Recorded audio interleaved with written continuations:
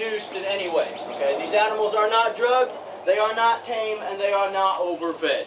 A lot of people like to think, oh, well, you must do something for this behavior. Okay, reality is, the only thing we've done is spent the time, effort, and injuries getting to know these animals. This particular one right here, his name is Split-Jaw.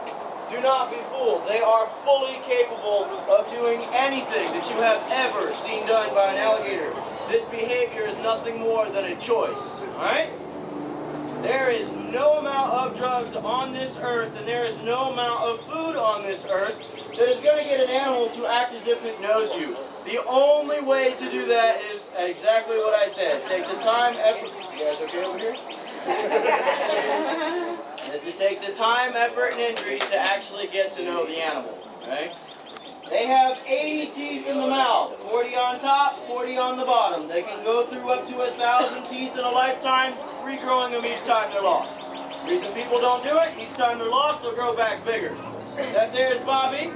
Bobby gets jealous sometimes, so we'll see if he gets out of the water. Any questions so far? I've been bitten 3 times badly. I've been nipped about 7. You work with animals, you're going to get hurt. And these guys we put in their early to mid-20s, there's no real way of telling. You kind of have to guess. Living like this in a perfect life, they can live just as long as we would. In the wild, they usually don't live too far past their 50s just because it's tough out there. Fat Albert. Fat Albert. Come. You want some food, Fat Albert? Come. Now, they are very lazy. Do not get this slow, cumbersome behavior confused. Is it true that if you're being chased by a gator, you should run crisscross? Make sure all your friends are there to watch.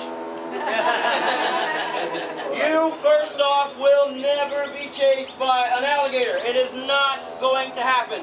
Now, they may try and get you. If they miss on the initial launch out of the water, you can stand back here and that alligator is going to slide back into the water going, oh, I wish I'd have got that one. And he's going to wait for another week for something else to walk by.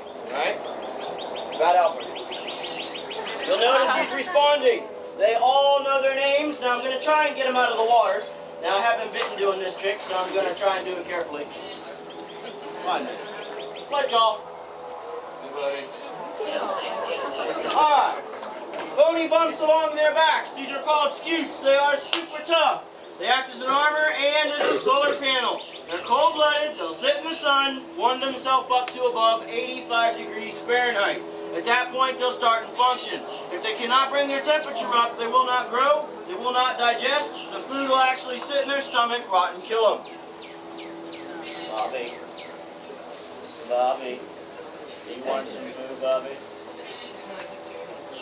The main reason that these animals are not getting out of the water right now is because, will you get out of bed for this? Over here we have Snapper and Greedy.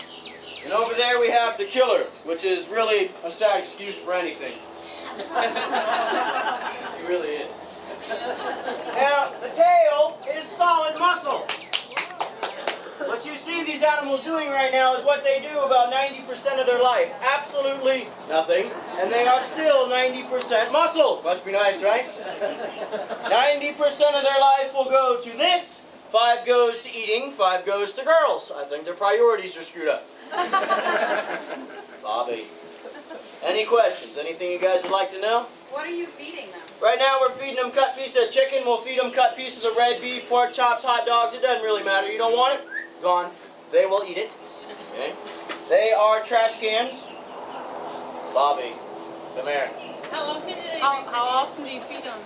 Okay, usually it's once a year as far as the reproduction goes, and the feeding, what you see them getting is all these individuals really get, okay? You know, we want them to be hungry. All these head movements are him asking us for food.